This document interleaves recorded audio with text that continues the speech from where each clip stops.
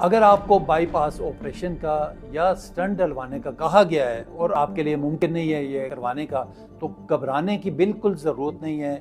अभी एक latest technique आई हुई है जिसको कहते हैं EECP थेरेपी। EECP थेरेपी क्या है?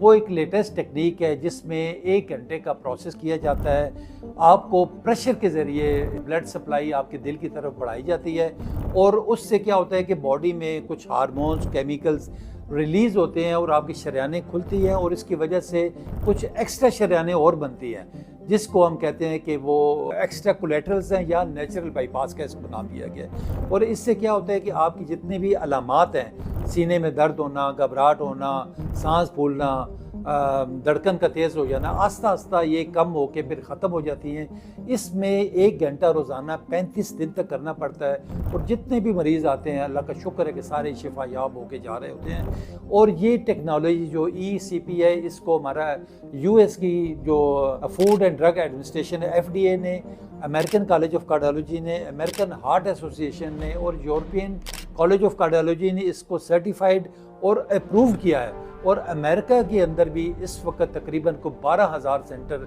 EECP के बने हुए हैं। इसी तरह पूरे यूरोप, UK के अंदर भी हज़ारों के साथ सेंटर्स हैं। इंडिया जैसे मुल्क में 300 सेंटर्स बने हुए हैं। पाकिस्तान में ये लाहौर, कराची, इस्लामाबाद में, इस तरह इस्लामाबाद E11 के अंदर मैं कर रहा हूँ इसको।